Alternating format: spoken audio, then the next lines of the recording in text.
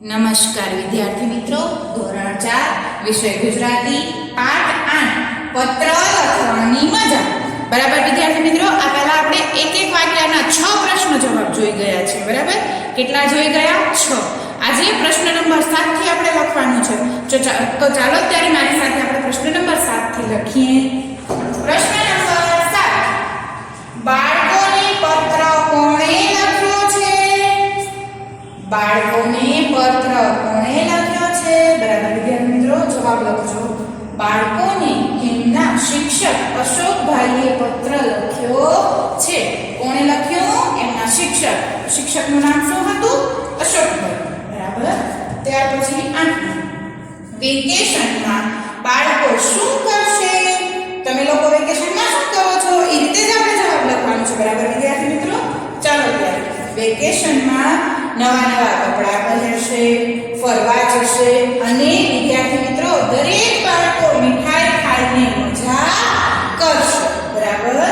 ત્યાર પછી 9, અશોકભાઈએ કઈ તારીખે પત્ર લખ્યો? અશોકભાઈએ કઈ તારીખે પત્ર લખ્યું? જવાબ લખજો. અશોકભાઈએ તારીખ 20/10/2013 ના પત્ર લખ્યો છે. કઈ તારીખ? 20/10/2013.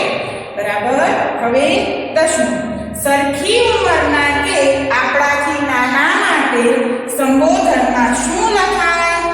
સરખી ઉંમરના કે આપણાથી નાના માટે સંબોધનમાં શું લખાય? જવાબ લખજો. સરખી ઉંમરના કે આપણાથી નાના માટે સંબોધનમાં પ્રિય કે સ્નેહી લખાય છે. બરાબર.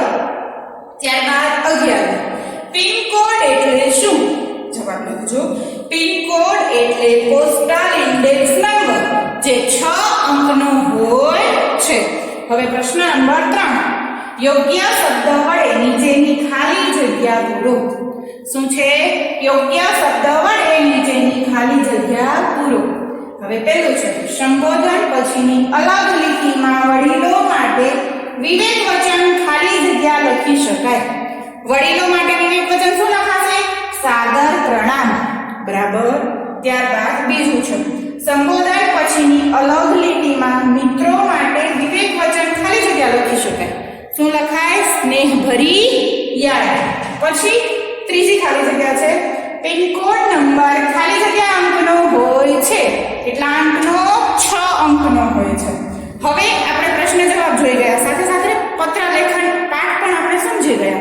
તે ઉપરથી એક સરસ મજાનો પ્રશ્ન આજે હું તમને હોમવર્કમાં આપી રહી છું. તમને તમારા મંતવ્ય મુજબ તેનો જવાબ લખવાનું છે. બરાબર. નીચેના પ્રશ્નોના સવિસ્તર ઉત્તર લખો. એમાં એક પ્રશ્ન છે, પત્ર લેખનમાં શી કાળજી લેવી જોઈએ? પત્ર લેખનમાં કઈ કાળજી લેવી જોઈએ? આ પ્રશ્નનો જવાબ તમારે તમારી રીતે લખવાનો છે. અસ્તુ વિદ્યાર્થી મિત્રો.